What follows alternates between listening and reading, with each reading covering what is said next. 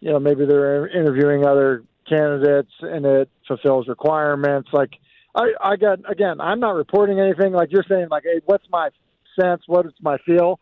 My feel is that it's Matt Nagy, that it's decided. We'll go through some of these,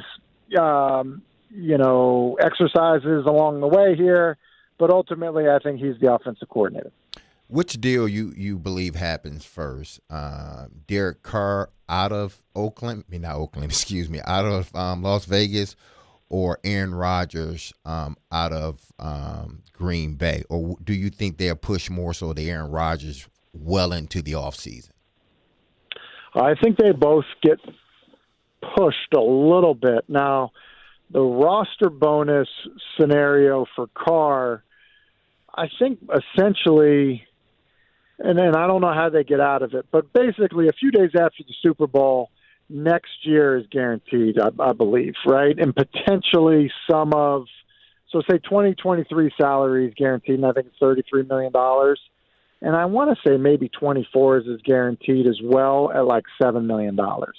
So I believe that you are basically committing to him at a minimum $33 million if he is on your roster come, mid to late February. So my guess is something happens there. Now, can something happen where there's a trade and somebody else pays some of that? Maybe so. But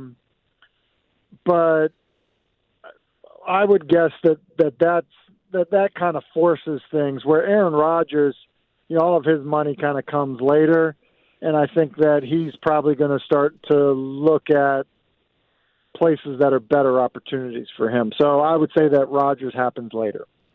Tim Hasselbeck is with us. Last one for you, Tim. Kind of a three-parter. Where is Tom Brady next year? Where is Aaron Rodgers next year? And where is Trey Lance next year? Oh, wow. This is an essay question, Tim. Are you prepared for this? I expect a thesis as well, Tim. So I would say... What is your hypothesis? So if I had to... if I'm guessing on all these... All right, so the easiest way for me to do that would be to try to put guys in other places. I would say this. I would put Rodgers and Brady in Vegas and San Francisco. And, I guess what order, if I had to choose, I guess I would put Rodgers in San Francisco and Brady in Las Vegas. And then, I don't think that means Lance has to be somewhere else. So I think Lance could still be in San Fran. So that would be my first option, but then to put him somewhere else, Carolina, maybe is where I would put him. But I think that the more likely scenario is that Lance is still in San Francisco, but I would put Brady in Las Vegas and Aaron in San Francisco. Essay very well executed. Thank you, Tim. You get an A+. A+. A+? That's the only A+ I've ever received. ESPN NFL analyst Tim Hasselbeck with us. Appreciate you for joining us. We'll chat with you next week. All right. See you guys. Yep. All right. Thanks, Tim. Coming up next, a little bit of Titans news. Is that going to solve the Titans' problems? We'll get into that coming up next. And, of course, your phone, 615-737-1025. It's Caroline, Willy, D-Mase, 1025, 1063, The Game. Want a chance to win tickets to an upcoming Preds game? Yes. Tune in to Robbie and Rex Road every weekday Preds game day at 8:45 for Preds Pick to Click. Guess a goal scorer and win. I'll take Roman Yost. Matt Duchene. Pick to Click is brought to you by TJ Anderson Homes of Benchmark Realty. Visit tjandersonhomes.com to see why they are referred so often. And by Superbook Sports, voted #1 sportsbook in Vegas. Download their app today. Preds Pick to Click. We are 102.5 and 106.3. The Game. Hey, it's Mike from Newton Nissan. It's a new year, so I thought I would share my personal resolution with you. My resolution is to be able to hula hoop on the trampoline for 1 minute. This might be painful. Since I've had years of practice making resolutions, I thought I'd give you some tips on making yours. It should involve 3 key components. First, make it something new. like texting without using your thumbs. Second, make it easy, like reading more, or at least turning the subtitles on while binge watching Netflix. And third, make sure no matter what, that you buy your next new car from Newton. We want to make your purchase fast and easy with Newton FastPass. We'll even deliver the car to you. Remember, new, easy, and buy at Newton. I have a feeling this next year is going to be great. Shop at newtonnissan.com to start your resolution today. See website for details. Put your resolutions in writing. In football, we all take our hits, but protection keeps you in the game. That's why we always wore our helmet and our pads on the field. Life too comes at you with risks. So I got vaccinated and boosted for COVID-19. Hi, I'm former Tennessee Titans wide receiver Chris Sanders. Talk to your doctor and get the information that you need to make the informed choice. Gear up, Tennessee. Protect yourself and family against COVID-19. More information at nflagearup.org/Tennessee. On the Wednesday edition of Chase and Michelle, we'll continue to look ahead to the big Super Bowl matchup between Kansas City and the Eagles, plus the Titans and their offseason plans, and also, well, college hoops as well. The fun begins at 9, 102.5, 106.3 The Game. Hey, this is Roman Yossi. You're listening to Nashville's best sports talk, ESPN 102.5 The Game. Caroline, Willy, D-Mase, 102.5, 106.3 The Game. And hey, it is Love Week on 102.5, 106.3 The Game. I don't know what that means, but it sounds nice. Brought to you by Moments Peace Day Salon and Day Spa in Cool Springs. Tune into Robbie and Rex Road tomorrow morning between 6 and 9 a.m. for details on how you could win a $100 gift card to a Moments Peace Day Salon and Day Spa in Cool Springs and qualify for a chance to win a $1,000 Genesis Diamonds gift card. Get it for your honey dip.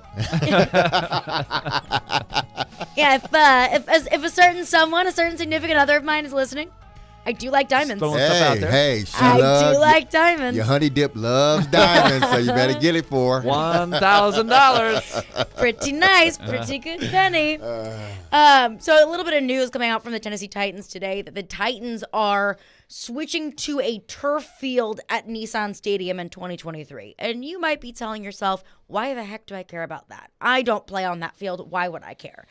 I think the explanation as to why the Titans are moving forward with the turf field and abandoning the real grass is the interesting part to me.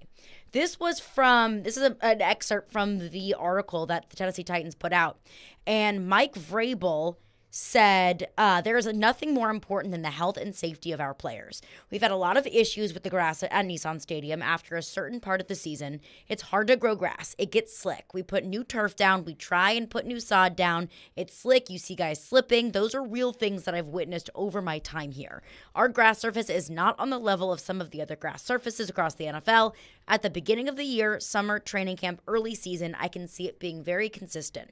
But as the season wears on and the weather changes, there is a noticeable difference in the performance on the field. Now, I get that. I understand that. It's gross and rainy now versus August, September. It's beautiful and sunny. But I think the interesting thing here is, are they blaming the injuries on the grass? It certainly looks like they are presenting that as a possible reason why they've had a rash of injuries the last couple of years. They don't really spell it out that way, and there's no real detail to sort of prove.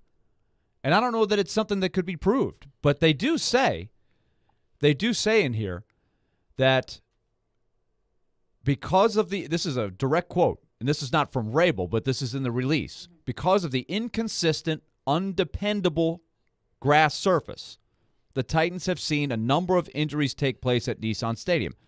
Here's the number. Here's the stat they're throwing out there. During the 2018 to 2021 seasons, and I just lost my place. I just got a video of Mike Keith that just popped up on my screen while I did that. Nissan Stadium consistently had amongst the highest lower body injuries of any stadium across the league. Now, that's all it says. There's not, hey, click for the study here. Here's what our research shows. Here are the numbers. They have nothing like that. But they throw that out there as if they've done some research on it, and I'll take their word for it. But the question is that why is this the first we're hearing about this? Now, I will say 2018 to 2021, so they've tracked it back. I'm assuming this is for both teams and not just Yeah, it can't be just for the Titans.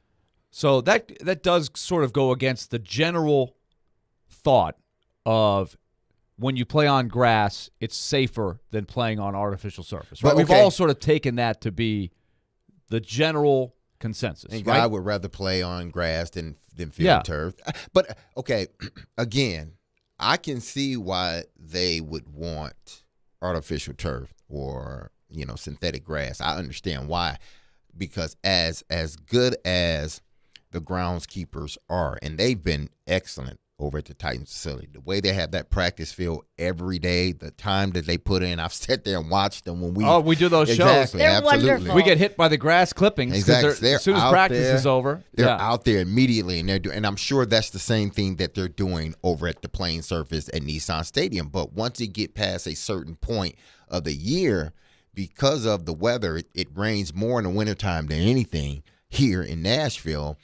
It's hard, trying to, get that grass back to playing condition after you've probably had a bowl game or, TSU plays on it, and then the Titans got to play on it. You have a concert, and then the next week or two, then you got to play on it. They change the side in and out. I'm sure as good as they are, it's a task for them just to get it, back ready, halfway ready on a Sunday. So going to, field turf would be great, for this team because, in the months, and you said it, Willie, late November, December into January, they don't have to worry about repainting the grass or throwing new sod on. Yeah, you which have they've the field done. turf, which they've done since I was there. There's no question. There it. was a famous, just to give you a little history, and Derek, you were playing in this game. There was a Monday Night Football game that John Madden was doing, and I forget exactly. I think was it the Cowboys or? No, it was the Patriots. It was it Tom the Brady Patriots? and the Patriots. It was a great win for the Titans. It was 2002, I think. Towards the end of the year, the field just looked awful. It was painted. There was a lot of strange green paint. It was November or December. It was sloppy. There was green stuff getting all over everybody's uniforms. Went from white to green. Yeah, and of course, with that kind of audience, two very good teams. You guys ended up in the AFC Championship game. It was actually a down year in the midst of the Tom Brady ascent, right? They had a good team, but it was a big loss. You guys handed them a big loss. But John Madden during that game said, "This is a disgrace. This is not an NFL level field that we're seeing here."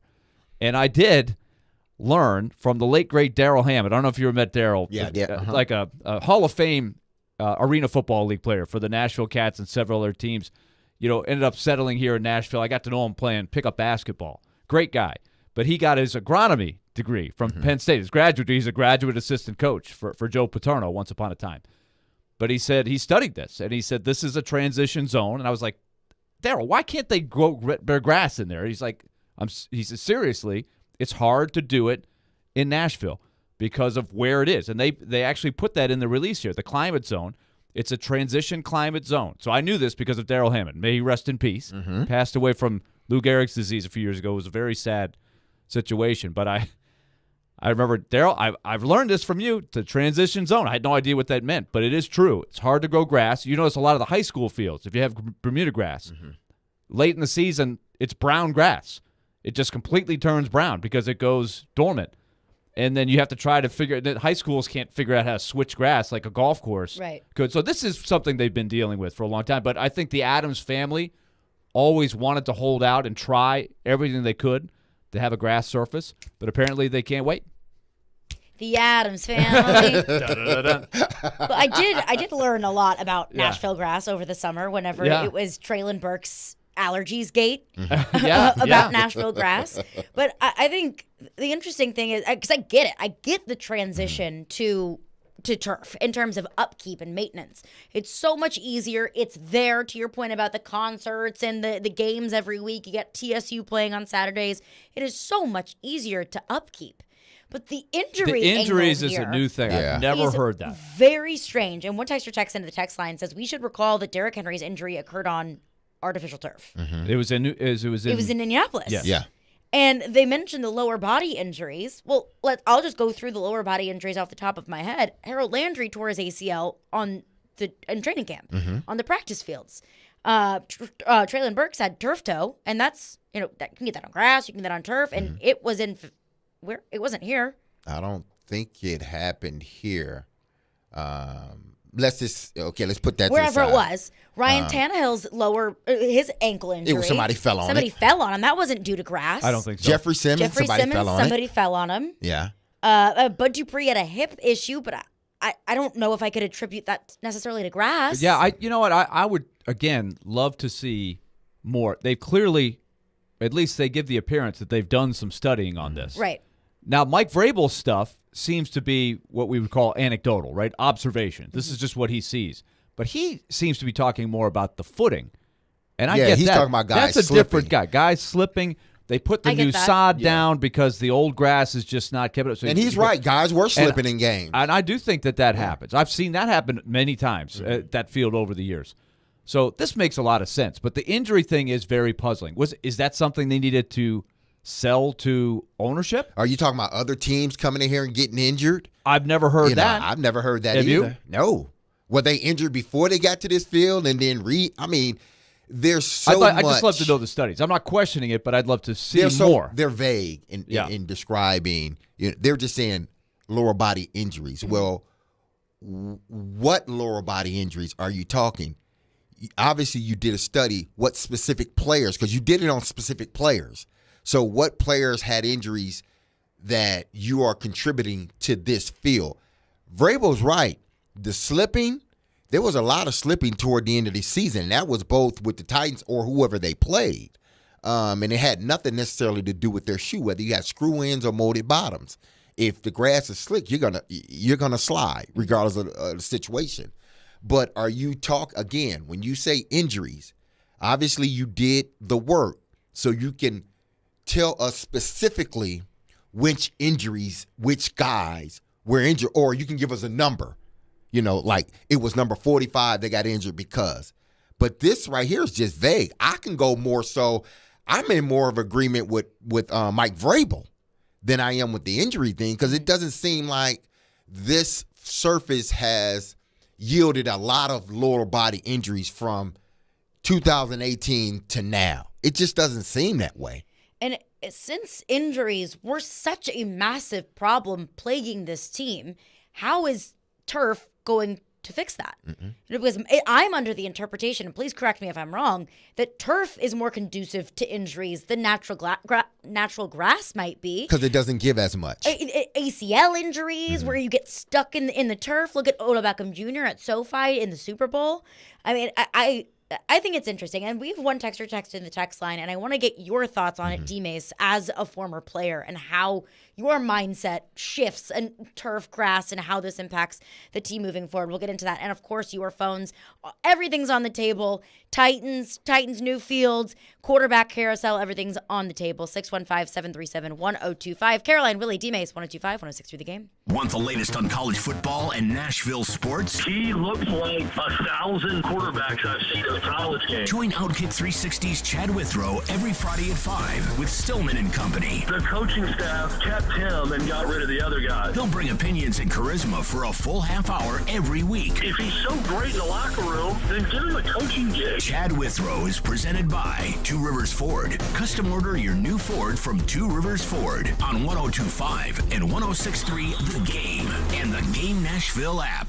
Middle Tennessee, you can count on an award-winning service team for all your home maintenance and improvement needs. Lee Company, we're A+ rated with the Better Business Bureau and trusted by thousands of homeowners in our community. Our team is ready to assist with all your home maintenance projects, heating and air conditioning, plumbing, electrical, appliance service, and more. Experience the convenience of calling one phone number for all your home maintenance needs. Call Lee Company today at 615-567-1000 or visit leecompany.com.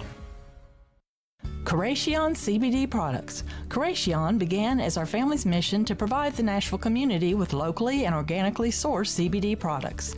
We are passionate about providing high-quality CBD products for everyday use. Tinctures, topicals, and pet products too.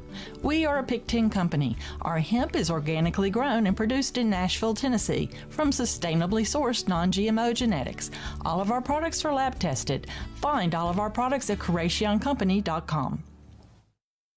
Here's a Valentine's reminder from Genesis Diamonds. It's not just the thought that counts, it's the effort too. So let Genesis Diamonds turn your Valentine's Day gift into a grand romantic gesture with our Ultimate Valentine's Day package. Right now, when you spend just $99 or more at Genesis Diamonds, we'll give you gourmet chocolates, a bouquet from Jenny's Flowers, and a gift card toward a romantic dinner at STK Steakhouse. It's just one stop at Genesis Diamonds and you create a total romantic experience. You simply choose which ring, pair of earrings, or bracelet or sparkling pendant best matches your special someone, and we'll take care of the rest. And as always, we'll guarantee the best value price with no commission salespeople. The Ultimate Valentine's Day package. Jewelry, flowers, dinner, and candy from Genesis Diamonds. Sure does make it look like she's worth the extra effort.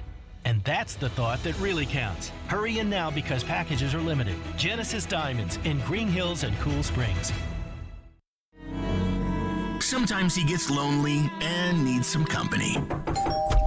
10 for 17 for 45 yards in his career with one interception. This is one of those years where it's a step back for them. And that'll create more one-on-one situations and make it easier for him to throw the ball down the field. It's Stillman and Company. You've got real talent. With Jared Stillman. Weekdays from 2 to 6 on 102.5 and 106.3 The Game.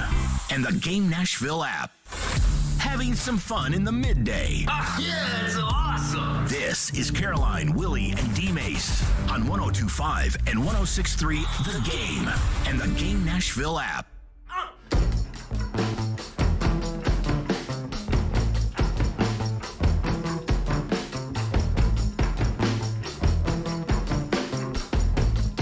Caroline, Willy, D-Mase, 102.5, 106.3 The Game. Now the Titans have just released that starting in 2023, Nissan Stadium will switch to an artificial turf field. Now this is important because the Titans lay out exactly why they're doing this in terms of maintenance, in terms of player safety. But in terms of player safety, what exactly is it about turf that makes it's safer for players? Because Mike Vrabel cites the injuries. The article cites the injuries that have occurred at Nissan Stadium and point back to the field being the reason why. But D-Mase, you've played on grass. Mm-hmm. You've played on turf. As a former player, what does this mean to you? The way I looked at it was, once you're out there playing, you especially now, when I first got in the league, in 97, they were still making that transition. They just had started making that transition from that old, turf or rug that you would have in your house. They started making a transition from that because it was real bad. Ow. Yeah, it was bad. To more of this synthetic grass, this field turf. And once guys got used to it, it was great to play on it at times, but then at other times, it wasn't. Like if you already had an existing injury, a lower body injury, ankle or something, you didn't want to play on field turf because it just stuck. You had to really pay attention as a receiver. More importantly, as a receiver, if you got an ankle injury, at least grass gives a little bit. And if you get tackled, your foot doesn't get stuck in the ground. Whereas the field turf, there's a possibility that that cleat gets stuck in the ground and you end up hurting or making your injury a little bit worse. But I always, not always, at times I did sort of, fear a potential, knee injury because of the field turf. But did you think about that more with turf than you did with natural grass? Yeah, I thought about it more with turf than anything. One thing I did, I hated playing on turf sort of in the wintertime. Because it just seemed, in the summertime, because it would get so hot, that turf would get so hot, and grass seemed to be a little bit cooler in a sense. But in the wintertime, it was great in the wintertime, and especially during weather games, whether it be rain or snow, you were able to keep your footing a little bit better on the field turf than you were obviously on the grass. So, I played 8 years on grass here in Nashville, and then 6 years I played on field turf in Baltimore. Lucky for me, my only high ankle sprain happened on grass here in Nashville. It didn't happen on turf. So I was fortunate enough to go, 15 years without having any major injuries. Hell, I tore my meniscus on grass and not turf, but that was in practice. It goes either way. Some guys love playing on field turf and don't mind it. Some guys hate it because of the burns you get, and it does put sort of a extra beating on your body. For whatever reason, you feel a little bit more sore after a turf game than you do after being on grass. At least me. At least me. I can't speak for everybody else, but at least me. But eventually, I got used to it, and it was what it was. But if you ask me what would I prefer, I would prefer natural grass. But natural grass in Florida is different from natural grass in Nashville or natural grass in Green Bay or some other place like that. Another obvious here, away from the football part, but it does give you the ability now when you put this in, and they want this in for next year. So it just seems like the injury thing, but for all these years they've done it. TSU's always played there. The bowl game's always been there since the stadium opened. So why now? Well, I guess the injury thing is what they're using to sort of justify the expense. And you do have to drop the check, right? It's expensive in the moment to buy the turf, and they've got the company's Well, you got to name and maintain it too. Yeah. And there's a lot less maintenance. And after a while it will wear down. But this I'm guessing will be the last surface they always say it lasts 10 years.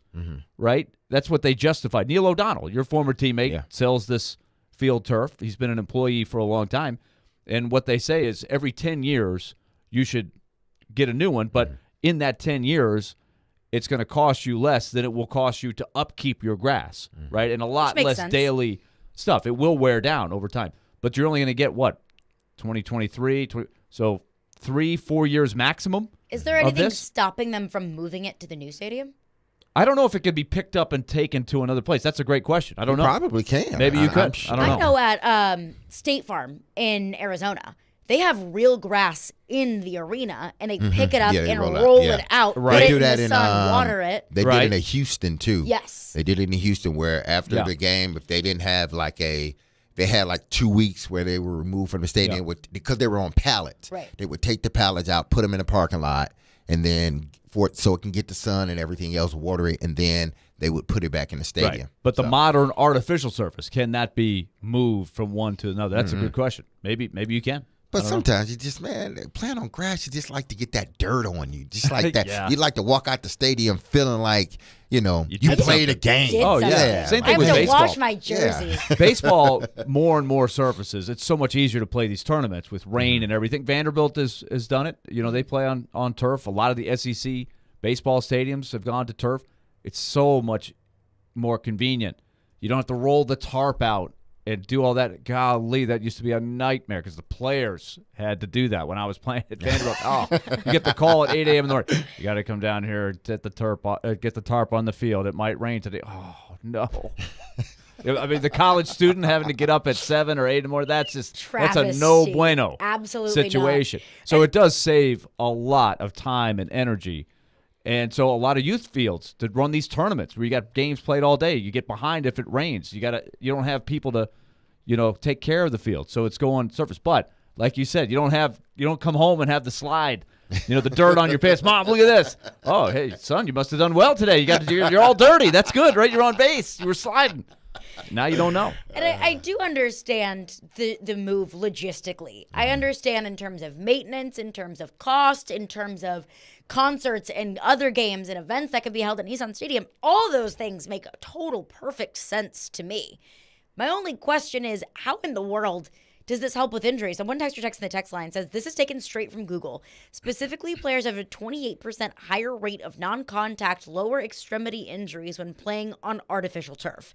Of those non-contact injuries, players have a 32% higher rate of non-contact knee injuries, probably ACLs, on turf, and a staggering 69% higher rate of non-contact foot and ankle injuries on turf compared to grass. So I don't know if this is just coming from a texter. I didn't do my own due diligence. I don't know when that was updated. I don't know if this fancy pants, whatever they're calling it, micro, whatever, whoever, I don't know. I can't find what it's called. Kind of turf is going to be different in Nissan Stadium, but it does feel like, to me, the injuries almost feel like a scapegoat to just get the turf in there. And it's like, we've been struggling with injuries, so that'll help. Well, you can take, you can do a study, and you can gear whatever study you're doing to however you want it to come out to be. Like, you can do enough study. If you want something changed, you can do a study long enough so the numbers can come back to your side to say, okay, let's do it. For example, why is it 2018 to 2021? Exactly. Mike Vrabel got there in 2017, right? So it's not just since Vrabel's been there. But the last 2 or 3 years, they've had these maybe injuries. The numbers look better if you go 2018. Yeah, exactly. I don't know, because the grass, it's been the issue. It's been grass since 1999. So what about since 1999?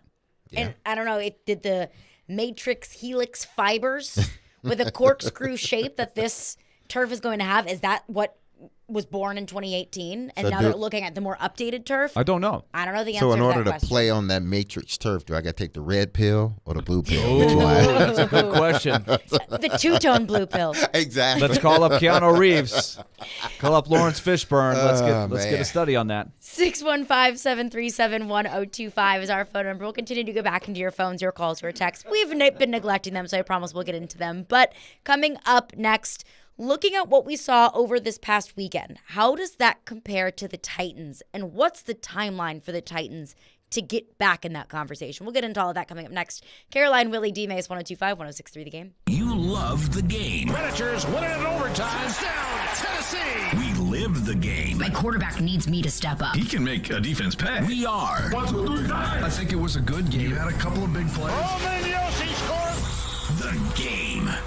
Nashville's best sports talk, 102.5 and 106.3 The Game, and the Game Nashville app. ElectronicExpress.com. We make it happen. Bar Lines in the Omni Nashville Hotel. Hey Nashville, it's Chef Phillip at Bar Lines at the Omni Hotel. Come try our new Nashville hot fish and chips. Beer battered black cod served over crispy fries or tots with Omni's own Nashville hot season blend. Served with chipotle slaw and malt vinegar tartar sauce. Attending an event downtown? Dine at Bar Lines in the Omni Nashville Hotel.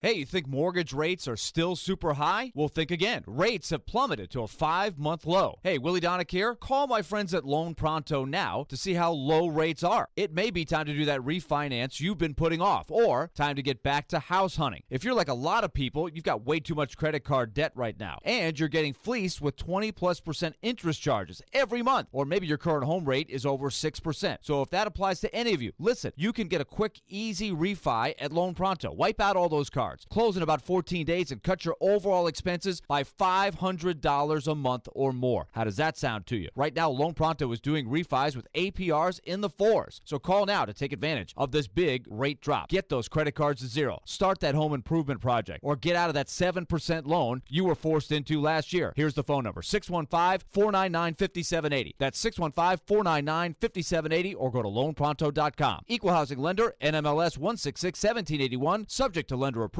NMLSconsumeraccess.org. Your Game Center update. The Philadelphia Eagles will take on the Kansas City Chiefs in Super Bowl 57 on February 12th.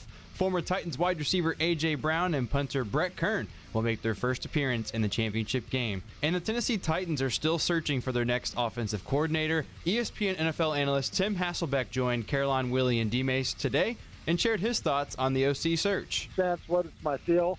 My feel is that it's Matt Nagy, that it's decided. We'll go through some of these, exercises along the way here, but ultimately I think he's the offensive coordinator. And the Baltimore Ravens will be franchise tagging quarterback Lamar Jackson per Ian Rappaport this afternoon. And the Titans also announced this afternoon they'll be switching over to a turf field starting this coming season, and prep work for the new field is currently underway at Nissan Stadium. I'm Nick Keyser for 102.5 and 106.3 The Game. For more, follow us on Twitter at 1025 The Game or visit thegamenashville.com.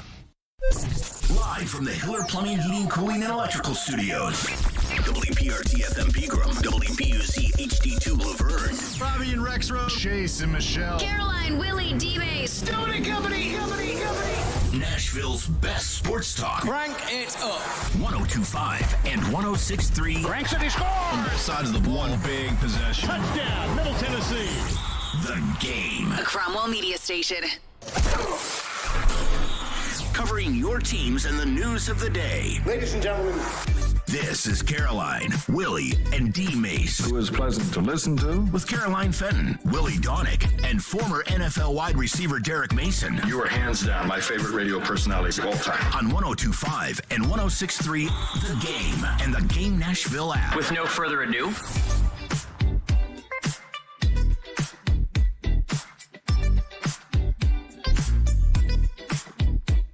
Caroline, Willy, D-Mase, 1025, 1063 The Game, and the Game Nashville app.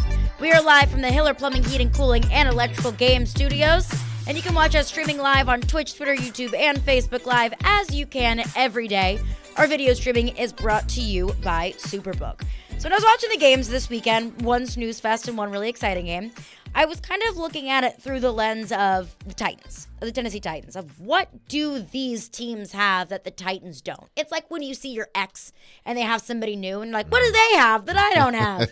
And that's kind of how I was looking at the games this weekend. And I came down to a couple of things that I think were the biggest differences between the Titans and the teams currently in the playoffs. I think the first and foremost, you look at the quarterback situations.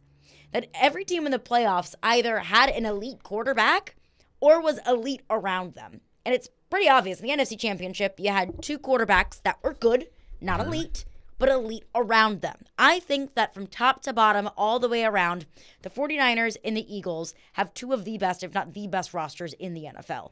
Pass-catching cores, offensive line, defense, all the way around. Those teams are just so well-rounded, which allows them to have good, great, not elite quarterbacks. You look at the AFC Championship, and that was a battle of two elite quarterbacks that are fine around those quarterbacks. They have their weapons, but the offensive line is iffy, at least for Kansas City. They're riddled with injuries, and some of their pass catchers were out. The run game for Kansas City was questionable. So you look at these two games and the four teams, they're either elite around the quarterback or they've got their guy. They've got their Mahomes. They've got their Joe Burrow. And there was one thing that I noticed that Corey Curtis also mentioned on Robbie and Rex Road yesterday morning. This was Corey Curtis. Offensive line play was, to me, the number one story of this season. That the gap between the haves and the have-nots was the Grand Canyon. There were so few teams that had superior offensive line play, and those teams moved to the top. And a lot of those teams are teams with good quarterbacks because they understood they got to protect them. And the Bengals finally made changes this year to try to protect Joe Burrow, but still not enough. I mean, they're really lucky that guy hasn't gotten hurt again. I mean, he is a gutty, tough football player who's not going to hide from anything, and he should be their quarterback for 15 or 20 years. But they're putting him on a path of insustainability, that's for sure. And the other thing I've said is, as good as Jalen Hurts has been, and he's been great, everything around him is phenomenal. And there's a lot of quarterbacks who would look really good running that system right now. But again, I don't want to take away from how good he's been. And what Corey said, a lot of it, it's spot on. Except in the Kansas City situation. Kansas City's offensive line isn't great. Mahomes got sacked 3 times. He was pressured. He was pushed outside the pocket. Now, it looked even worse because he was hobbled.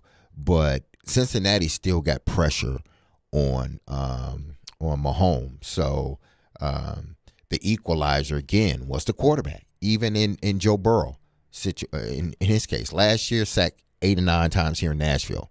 The deciding factor was him as quarterback and those receivers. Philly, same way. They didn't. San Fran wasn't able to get as much pressure because Philly, they realized very quickly that we need to run the football. We got to run the football. Now, if they would have went to a strictly passing game, that benefits San Fran, and San Fran would have pinned their ears back, and D'Amico Ryans would have went after them. But because Philly, went more of the run route, it neutralized what they can do from a pass rushing standpoint. Even though Philadelphia, they do have one of the best, if not the best, offensive line in the National Football League, but you were going against arguably the best defensive line in the National Football League, and you neutralize them. Why? Because you ran the football instead of making it a drop-back game. Kansas City is always going to be in this situation where Mahomes is pressured or he gets sacks more times than not because they pass the football a lot. Now, he can do that because he's the best quarterback in the National Football League at this particular time. The two teams that are left, they have a few things that the Titans don't have at this particular time. One, the quarterback. They don't have the quarterback. 2, the receivers. 3, the offensive line. 4, the flat-out defense. Now, Titans do have a good defense, but they need to upgrade their secondary. That should be number 1 as far as what do we need to do to make our defense better. Upgrade your secondary. Then your defense get better. Not necessarily your safety, because I think Kevin Byard is still playing at a high level, but your corners. You got to upgrade your corners. You just do, or they need to get better. So there's more than just the offensive line that is an obvious need or obvious separation from Philadelphia, Kansas City, and the Titans. It's the offensive line. It's the pass catchers. It's the quarterback. It's the cornerbacks. It's the depth. I can keep going, So it's not just one thing. It's multiple things that the Titans need to upgrade. Not to say that they need to go out and get, the best, the top free agents at every position. No, they just need to get some good players and some depth and hopefully build that team up to where, they can compete and win games in the playoffs versus Cincinnati.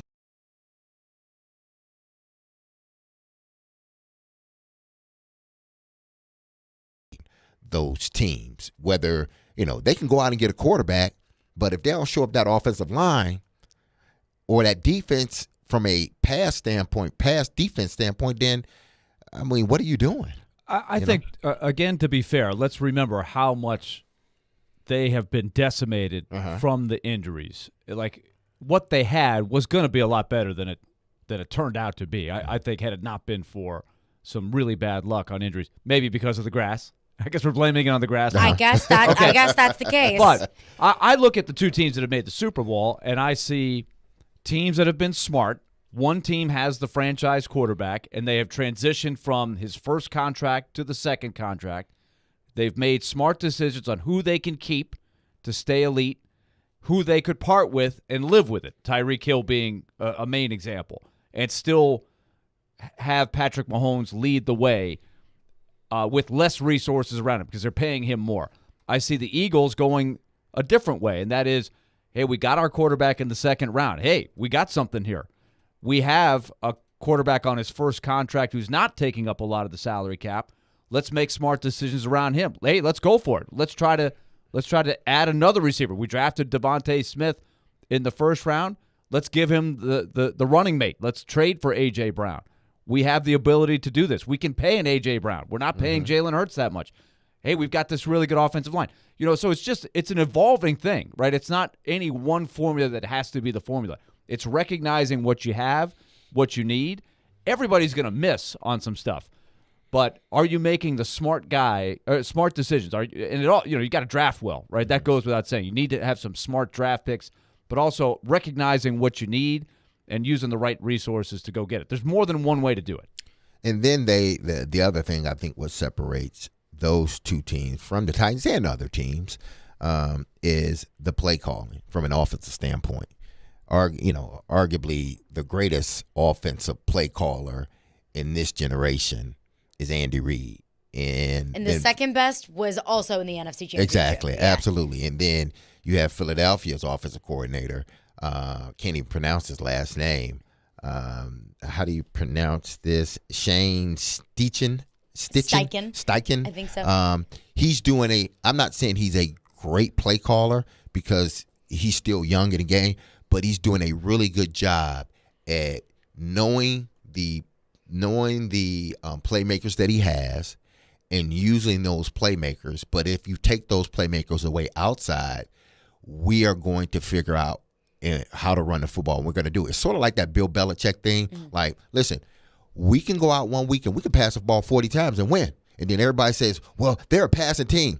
And then they play the ball, and then they play somebody that's good in stopping the pass, and Tom Brady ends up handing the ball off 40 times, and they end up winning the game like that. So Bill Belichick is able to pass the football, well, what Tom Brady was, able to pass the football 40 times and win a game or run the football 40 times. And it seems like Shane is the same way. Whether I got to pass the ball 30 times to win a game, I can do that because we have the playmakers. Or if you want to take that away, fine, great. I got a quarterback that can run, and I got a running back that has rushed over 1,300 yards. He can run the ball too. So we can run the ball 40 times and still beat you. And I think Willie brings up a good point in that these two teams that are heading to the Super Bowl, and really all four teams that were playing on Sunday, showed that there's not one example. Mm-hmm. There's not one cookie cutter example of what your team needs to be in order to get to that next step. So what do the Titans do? And what's the timeline for that? I want to get into that coming up next. And, of course, your thoughts, your calls, your texts, 615-737-1025. It's Caroline, Willy, D-Mase, 102.5, 106.3 The Game. Your home for MTSU basketball is 94.9 The Fan. 3 ball, yes, sir! All the big shots and moments live here. MTSU basketball is on a station built for you. 94.9 The Fan. All right, Chase here for Hair Club, because I've been bringing them up for a while now. They're a proud sponsor of Chase and Michelle. Look, I have power outages upstairs. My hair thinned out as I got older, and I wanted to do something about it, so I gave Hair Club a call. No matter what your issue may be, restoration, regrowth, small problems, big problems, it doesn't matter. They have solutions, and they are tailor-made just for you. So you need to give them a call or go in and see them, because they'll give you a free consultation, and they'll help you out with whatever that hair situation is for you. Fill out the form at hairclub.com/chase. That's hairclub.com/chase, CHASE, my name, to schedule your free consultation. And they'll give you 10% off anything that you happen to purchase just because I sent you. You can also text Chase, CHASE, to 694-247. That's 694-247. It's Hair Club. Love your hair. Live your life. Score amazing deals and get ready for the big game at Electronic Express. Come into any of our convenient locations and save big on 4K TVs from your favorite brands like Samsung, LG, Sony, TCL, Hisense, and more. Electronic Express has huge savings in every department. 4K TVs, computers, appliances, smart home, Bluetooth speakers, and more. Save up to 40% with up to 36 months free financing. Get big game ready in store or online at electronicexpress.com. Electronic Express. We make it happen. Calling a criminal defense lawyer or a divorce lawyer, you may think it's the worst day of your life. It doesn't have to be. If you have quality, competent representation who can guide you through a complex system, we can do that for you. Despite if you've been arrested for a DUI or a robbery charge, whether or not you're going through a divorce or a post-divorce, or demanding your fundamental constitutional right to parent your children. 615-604-6263. AmandaJGentry.com. 102.5 and 106.3 The Game is live and local. And now, let's meet the starting lineups. Robbie and Rex Road 6 to 9. You are talking about a team that's building a roster. Chase and Michelle 9 to 11. He's still under contract. It's not always X's and O's. Caroline, Willy, and D-Mase 11 to 2. Trades, free agents. Let's get it going. I think this is a good hire. And Stillman and Company 2 to 6. I can give you one of the best coaches in the league. And don't forget, we're your home for all things Nashville. He scored! Nashville's best sports talk. 102.5 and 106.3 The Game.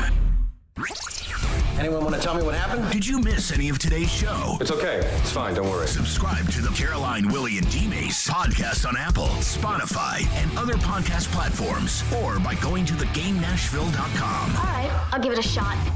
This is Caroline, Willy, and D-Mace on 102.5 and 106.3 The Game and the Game Nashville app. Well, I think, outside of the Chiefs, those 4 teams, right, and Rand Carthon mentioned it about playing Golden State Warriors football in October and November, but you better be able to run the football. And I mean, the Chiefs, they're not a running team. They don't have a rushing offense, but they got that guy, Patrick Mahomes, as Michael Irvin said, God playing quarterback. It makes up for not being able to run the football that well. So I think really the difference is that, and then the defense, man. That Eagles defense, that 49ers defense, even the Bengals defense. The Chiefs are coming along, but that's another thing. Those defenses are really, really good. So I think that's what put them in there. There you go. That was TD Teron Davenport on the show yesterday. I asked him the same question that we're discussing now. What is the biggest difference between the teams that we saw on Sunday and the teams that we will see in the Super Bowl and the Titans? What's the gap there, and how can the Titans get there? And TD says the difference is the run game, which I don't think is a problem for the Titans. I think that's really, if you look at this Titans team, that's the one thing you feel good about. Is the ability to run the football. Now, how long is that going to be the case? I don't know. But also the defense. And I think that's fair because I was trying to write down my differences, playoff differences between the Titans and the 4 teams that played on Sunday. I said quarterback, whether he had an elite quarterback or a fine quarterback and elite around them, offensive line. And I put defense somewhere in the middle. Because I think the pass rush for the Titans has been solid. It's been a strength for this team. Mm-hmm. But it's something that they struggled with in Week 17 against the Jags. And I look at the pass rush on Sunday, and Chris Jones is a dog. And the Titans were able to do that in the divisional round against the Bengals last year. They got 9 sacks against Joe Burrow and that truly dreadful Bengals offensive line. So the pass rush, I would say, is fine. If your rushers are not getting to the passer, then their job is going to be very difficult. Listen, I understand that, great defensive fronts sometimes make, secondary play looks better than it actually is. But then there's the other way where, secondaries, because they're able to cover so well, but you're talking about guys, when I say that, you're talking about guys that are Hall of Fame level guys or all pro guys each and every year. And there's not many of those guys in the league. There are a handful, but not many. But those guys typically, who they are, and everybody do. Those shutdown guys, who they are. The Jets have one in their rookie. He is so good. Sauce Gardner. Yeah, Sauce Gardner. He is so good. And there are a few other guys. The kid Campbell from Jacksonville is pretty good. So, when you start having those shutdown guys, they are highlighted around the league. Everybody knows who those guys are. The Titan guys are good, but I think they benefit a lot, too, from the pass rush. And to me, they need to upgrade that position. I think McQuarrie's natural position is the slot guy. I think he could be one of the best. We look at Cincinnati and their slot guy, how good he is. I think that could be McQuarrie if he's playing a slot. You can blitz him because he's tough. He's a good tackler. He can cover, the smaller guys. He has good footwork, hip movements. He's just not a guy that you can put outside and say, hey, listen, you take away this guy. If you put him in the inside, he works better there because you can do multiple things with him. They need to upgrade the secondary. They need to upgrade those 2 corners. I think Byard and Hooker are 2 of the best tandem safeties in the National Football League. So, when you're looking at the Titans, it's not just the offensive line, but it starts with the offensive line. But it's not just the offensive line. You can go to the pass catch. They don't have enough pass catchers. They don't have enough shutdown. They don't have the secondary is not enough. Exactly. So when you start looking at the teams that were in the AFC Championship game or the NFC Championship game, and then subsequently the 2 teams that are going on to the Super Bowl, there's more than one thing that separates them in the Tennessee Titans. Now, In Kansas City case, it's the most important position, quarterback. It's the quarterback that separates him. But everything That's else, really yeah. it. Well- Honestly, they have a fine pass rush. Chris Jones is really solid. But, I mean, they traded away Tyreek Hill and replaced him with Juju Smith-Schuster. I mean, like, that is But you a got the greatest. downgrade. You got the greatest pass. You got the greatest play caller. You got a good in play this caller, and generation. you've got Travis Kelce. So you've got Patrick Mahomes and Travis Kelce, who is one of two of the best tight ends in the NFL. And you've got a solid pass rush, and really, that's it. I think the ability to get mileage out of okay wide receivers and a guy like, for example, Jerick McKinnon, a very good specialist, pass blocking, third down guy who is a very good pass catcher out of the backfield. They've gotten a lot of mileage out of him. They got some decent games from Smith-Schuster and a couple of these other guys. That Marquez, Valdez, Scantling. I mean, they find guys, but they're just guys. But they're elevated because they have the guy and the play caller. Exactly. So they identified that they could make it work doing that, and so that's smart, right? You know what you can do, you know what you have, and you accentuate what you do really well. You got me thinking on the defense. I think that's what the Titans thought they would have, is they would have a young secondary that is getting better with a great leader on the back end with Byard, a great front four. The idea was to have Cunningham, in the middle, as a ferocious run stopper, a David Long. I think they thought they had the makings of a really good defense. But how many games did they have that defense? Well, never. They didn't have a single one because Landry got hurt before it ever all started. We never got to see what it looked like. So as I look at that, I still think that could be a really good unit. Secondary, Elijah Molden never really he played that slot position that you thought that you were talking about. A guy who could blitz a little bit, guard the guy in the slot. We never really saw him in the field at any point, any time this year with any significant, stringing together of games. So I'm curious how they evaluate that group. And do they run it back with those guys? Sign Jeffrey Simmons, make sure Autry's still there. What does Landry look like? What are you going to do with Bud Dupree? Maybe that's the one guy you change and try to switch out for somebody else. I still think this could be a very good defense next year if you have everybody. But those are questions. Like, can Molden stay on the field the whole year? Can Christian Fulton stay healthy a whole year? Can Amani Hooker stay healthy a whole year? He's had trouble staying on the field. How much can you rely on those guys? Yeah, that's what is going to, boil down to. And Rand said it. Listen, there's going to be some tough, Amy said it, there's going to be some tough decisions made, on this roster. And this is the year that, some of those decisions are going to have to be made. Some guys that we love may not be here anymore. They may have to go out and replace and get other guys. But the way this roster sits right now, it's just not. And obviously that's why they went and got a new GM. And again, I don't put this all on John. I think it was both John and Mike. And I think now that Rand's in, now Mike has something that he needs to prove that, okay, now that we got a new guy in here, does things change on the field? But they need to upgrade a lot on this team.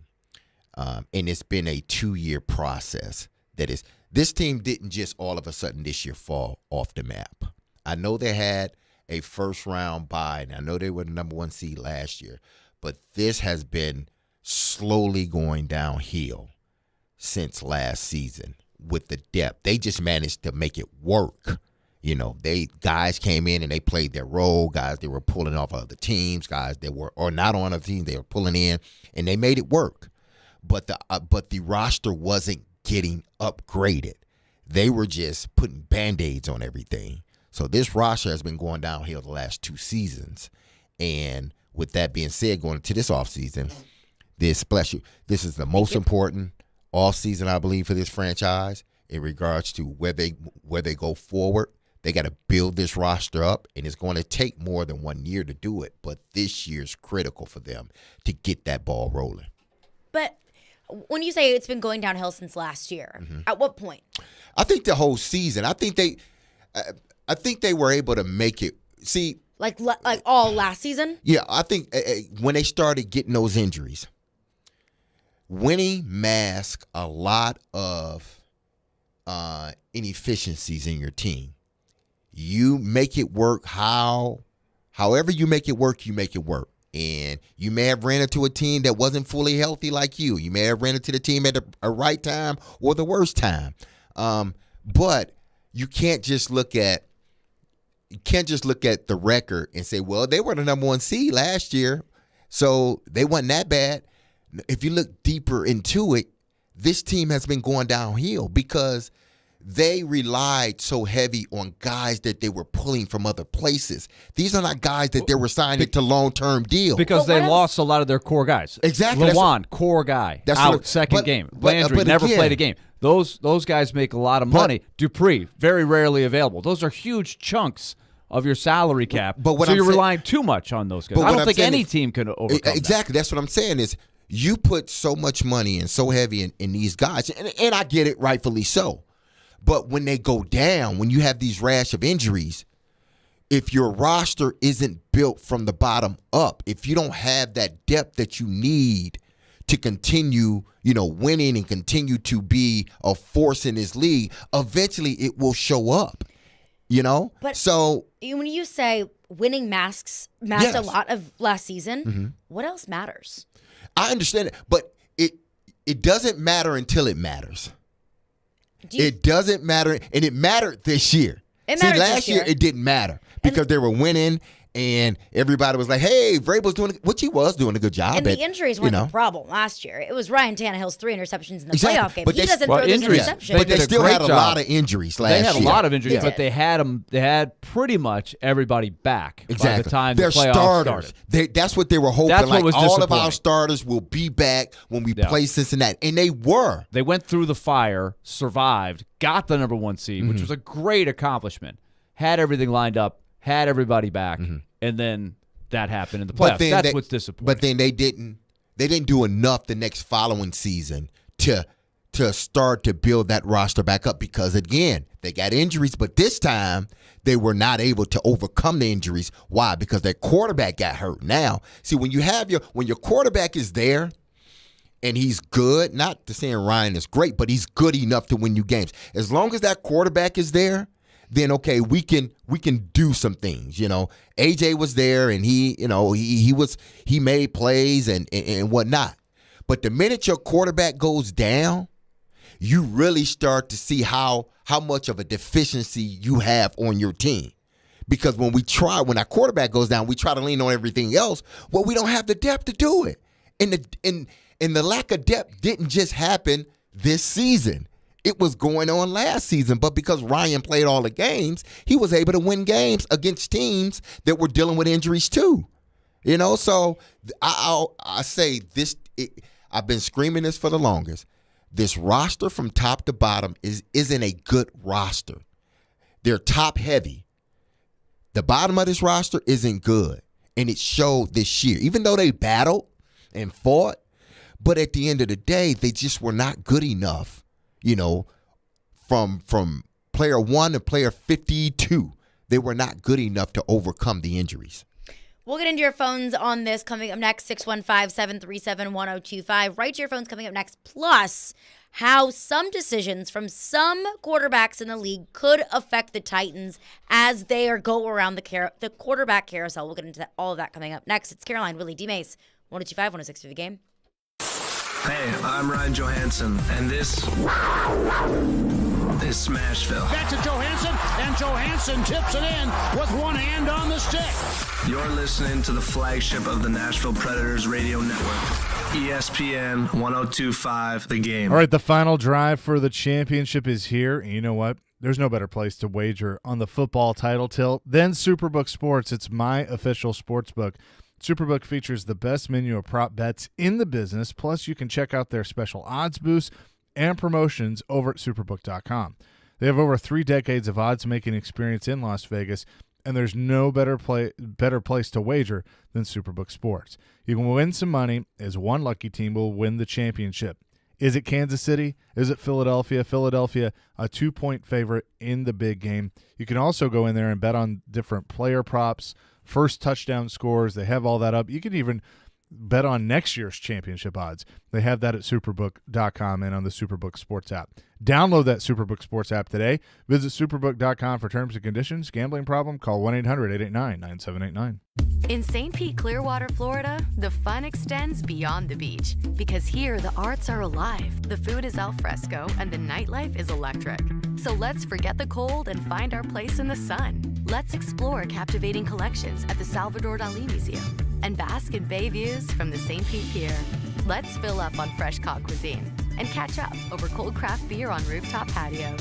Day or night, let's shine. Plan your escape at visitstpeteclearwater.com. Hey, you think mortgage rates are still super high? Well, think again. Rates have plummeted to a 5-month low. Hey, Willy Donick here. Call my friends at Loan Pronto now to see how low rates are. It may be time to do that refinance you've been putting off, or time to get back to house hunting. If you're like a lot of people, you've got way too much credit card debt right now, and you're getting fleeced with 20+% interest charges every month, or maybe your current home rate is over 6%. So if that applies to any of you, listen, you can get a quick, easy refi at Loan Pronto. Wipe out all those cards. Close in about 14 days and cut your overall expenses by $500 a month or more. How does that sound to you? Right now, Loan Pronto is doing refis with APRs in the 4s. So call now to take advantage of this big rate drop. Get those credit cards to zero. Start that home improvement project, or get out of that 7% loan you were forced into last year. Here's the phone number, 615-499-5780. That's 615-499-5780, or go to loanpronto.com. Equal housing lender, NMLS 166-1781, subject to lender approval, NMLSconsumeraccess.org.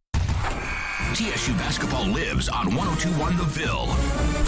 Join Coach Brian Penny Collins and the Tigers for every great moment in the OVC. On your home for TSU basketball, 102.1 The Ville and the Ville app.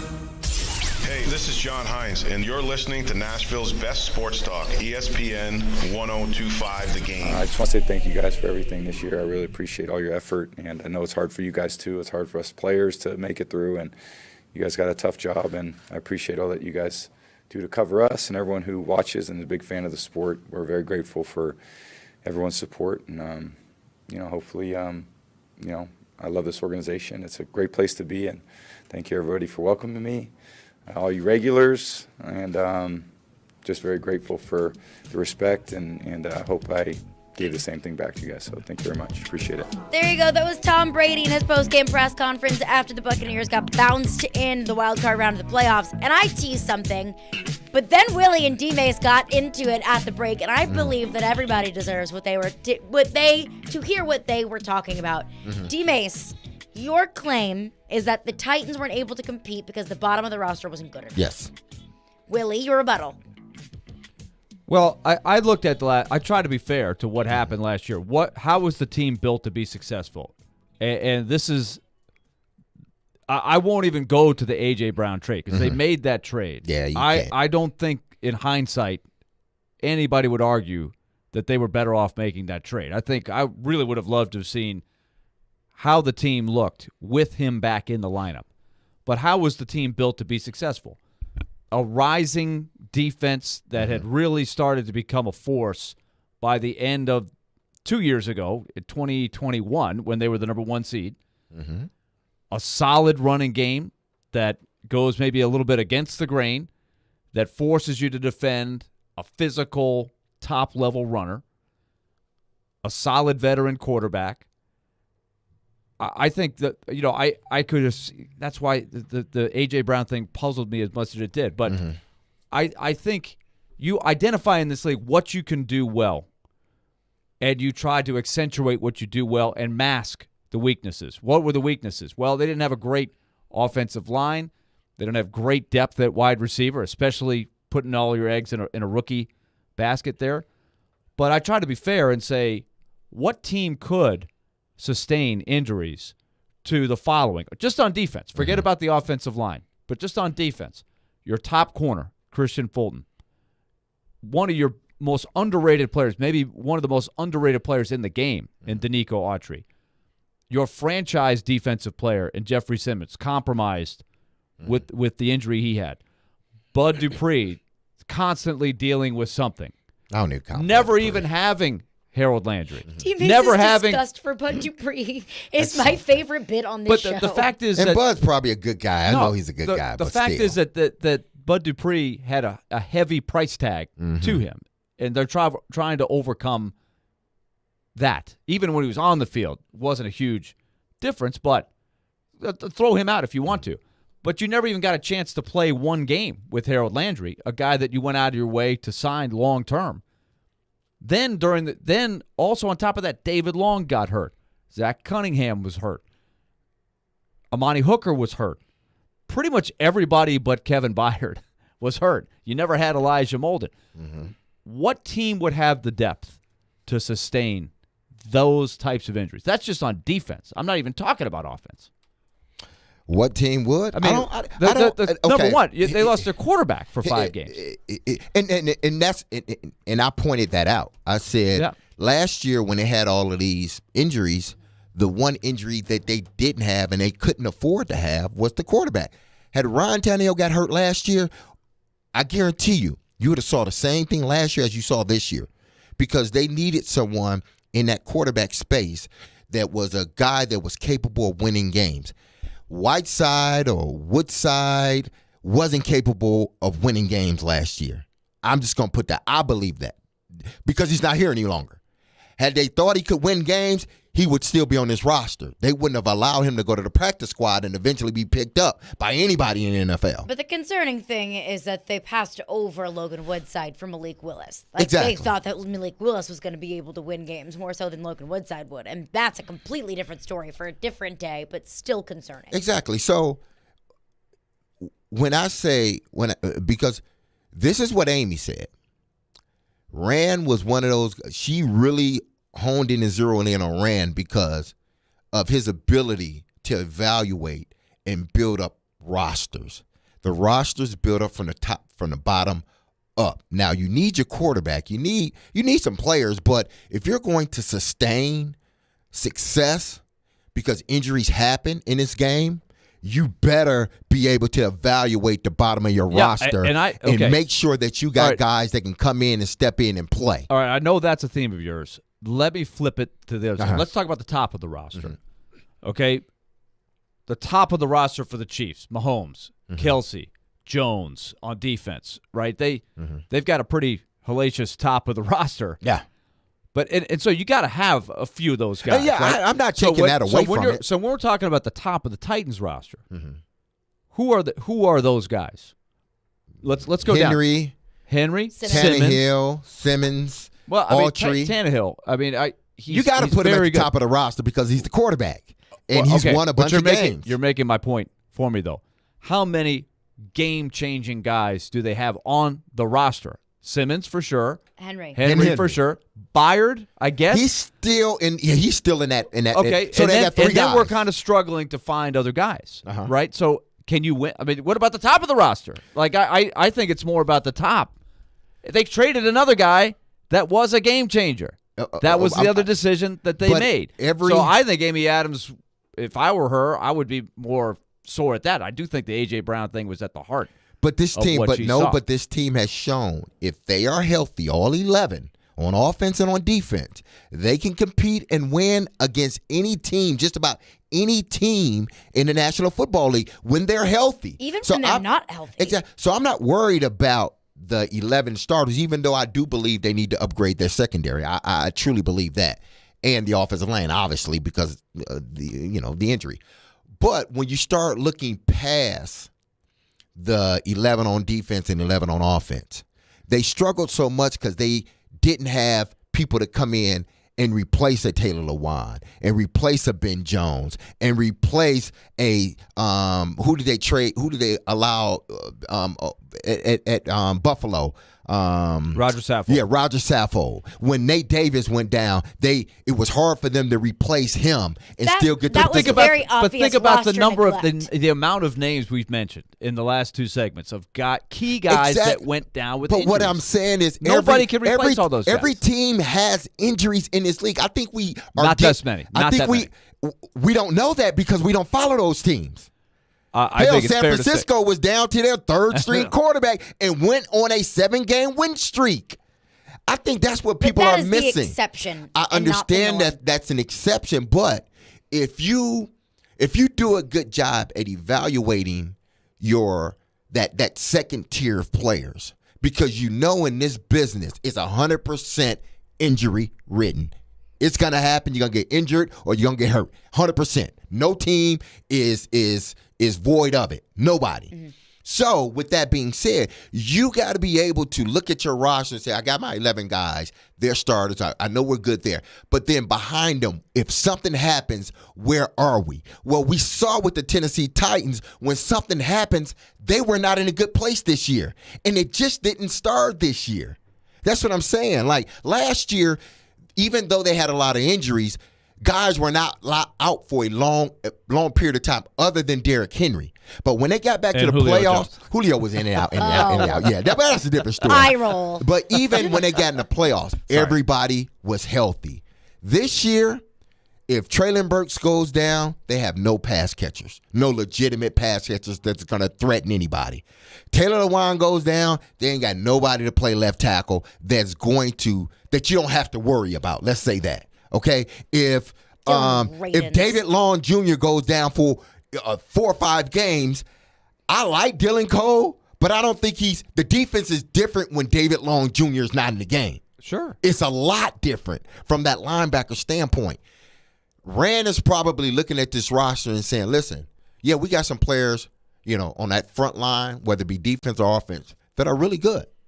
But again, if something happens, we got to make sure that things don't drop off. We got to make sure that we are in a position that we got young guys that we coach up and are ready to go, or veteran guys that we bring in and that's ready to go. And this year, it didn't seem that way. That's all I'm saying. I can't compare it to, I can do the homework and try to compare it to every other, the other 31 teams in the National Football League, but we don't follow the other 32 teams. So I don't know how many injuries they've had. Not as many as the Titans. Exactly. Let's get your thoughts on it. 615-737-1025. Phone line driven by WilsonCountyHyundai.com. JW's up next. What's up?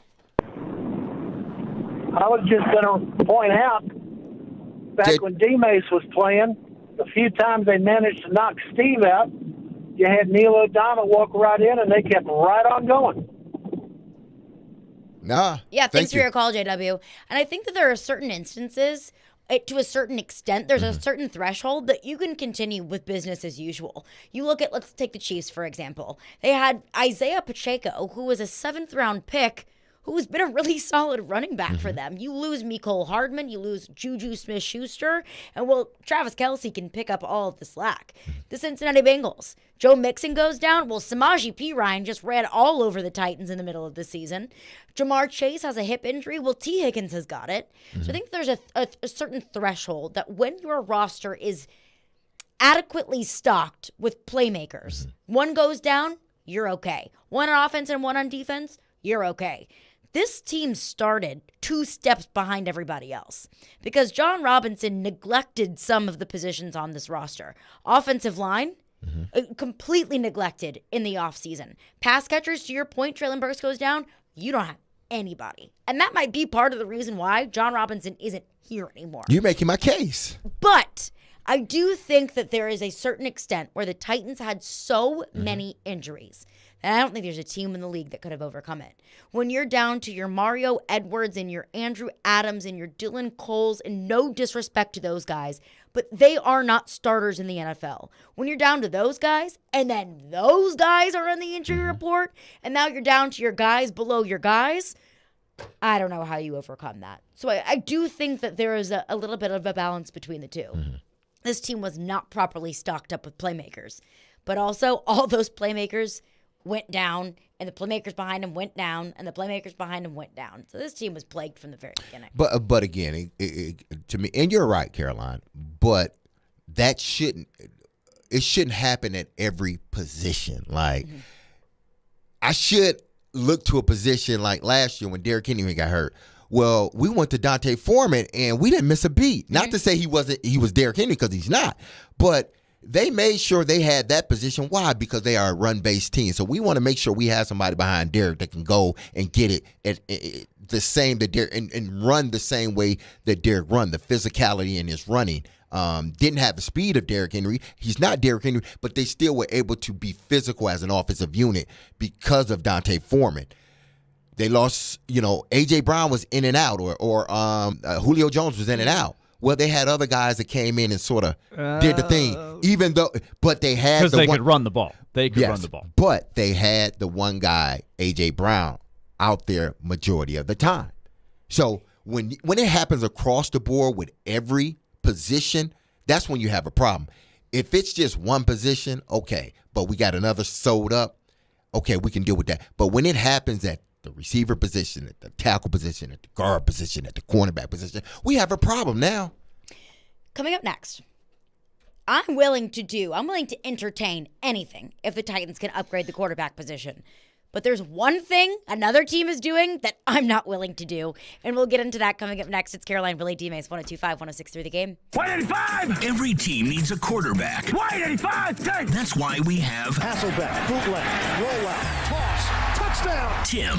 You can run good plays at the right time. ESPN NFL analyst Tim Hasselbeck gives his expertise on all things NFL. You evaluate players, and then you're turning them over to the coaching staff. Every Tuesday at noon. At the right time. With Caroline, Willy, and D-Mase. Tim on 102.5 and 106.3 The Game and the Game Nashville app. Get in on the conversation at 615-737-1025. The Game text line is driven by Wilson County Hyundai.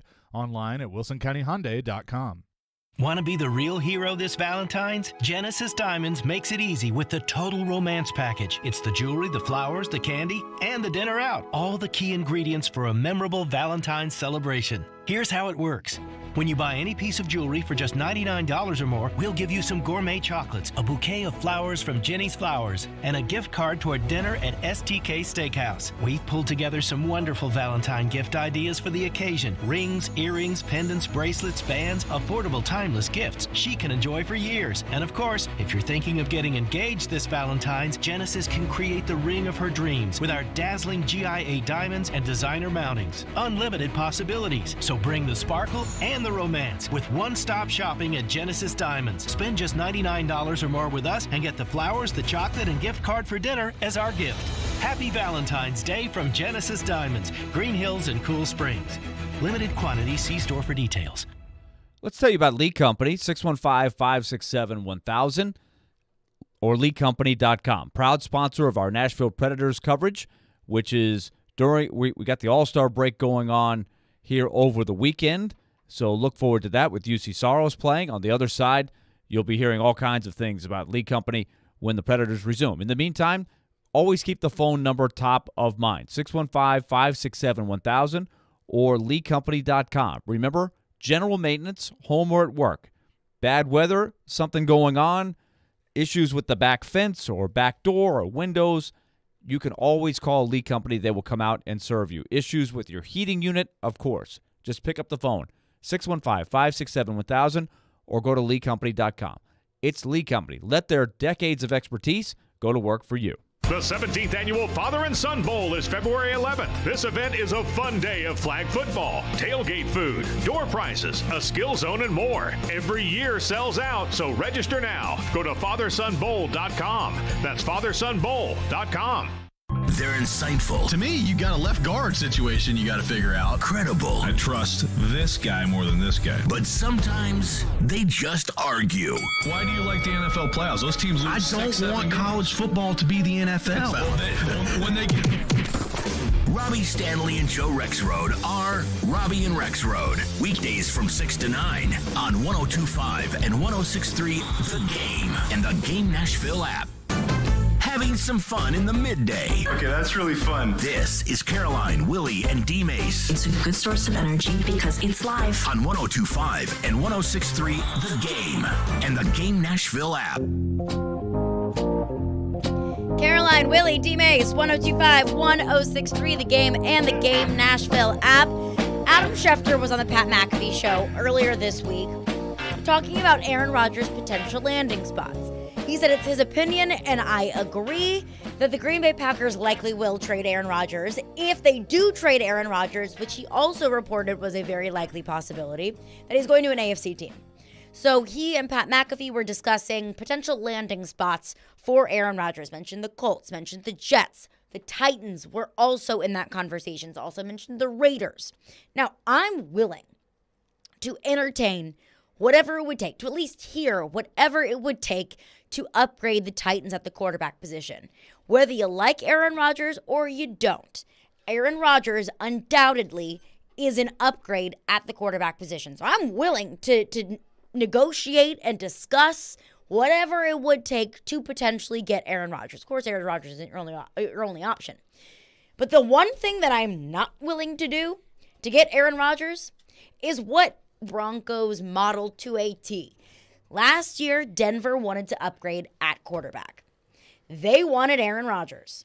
So what do? They hire his former offensive coordinator in Green Bay. They hire Nathaniel Hackett.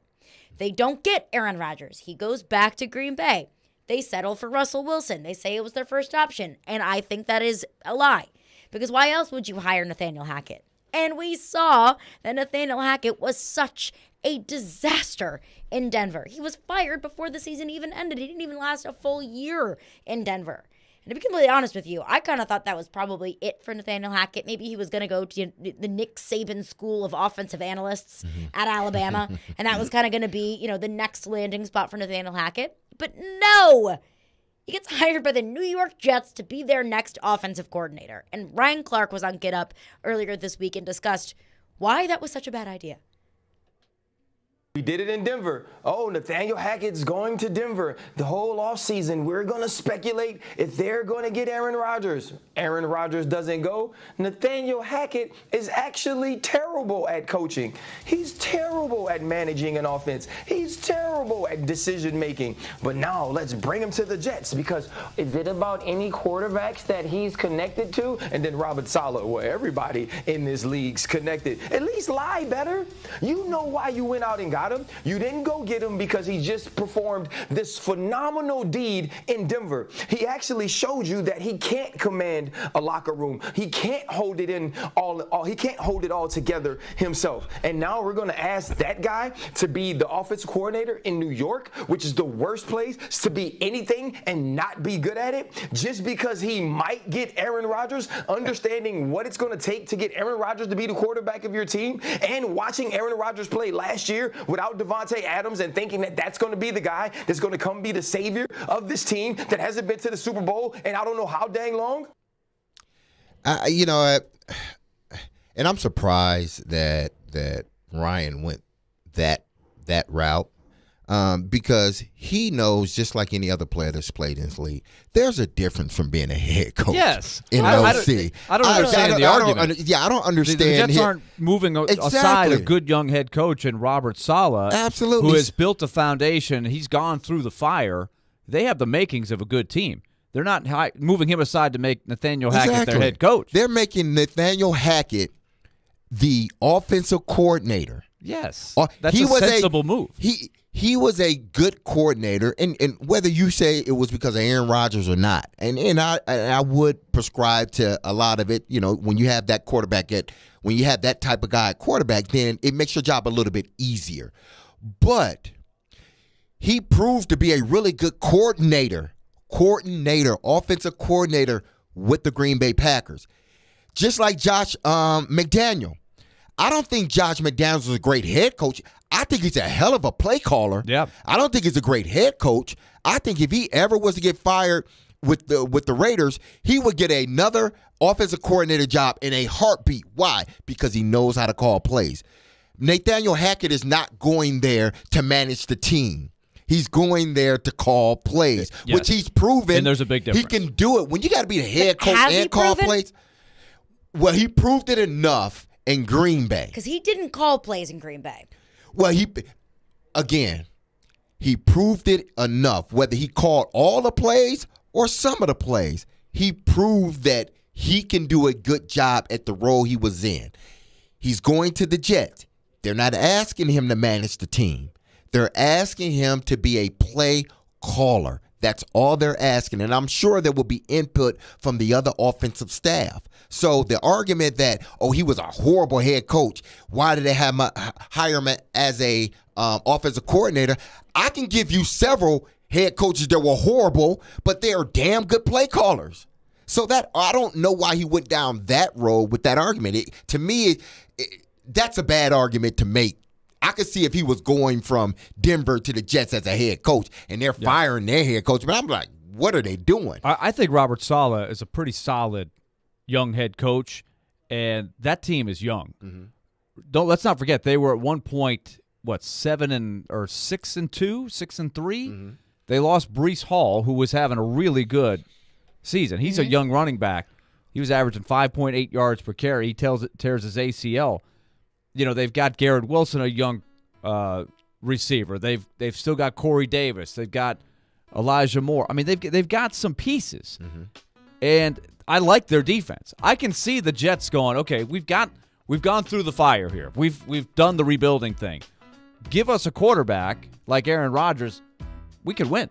I can see that. But I think that was such a move, an obvious move of bending the knee for Aaron Rodgers, and that's not what I'm willing to do. If you want to come here, you come here. I'm not kissing the ring. That's going to do it for us today. Stillman and Company is up next. We'll be back tomorrow at 11 a.m. Kiss the ring in peace.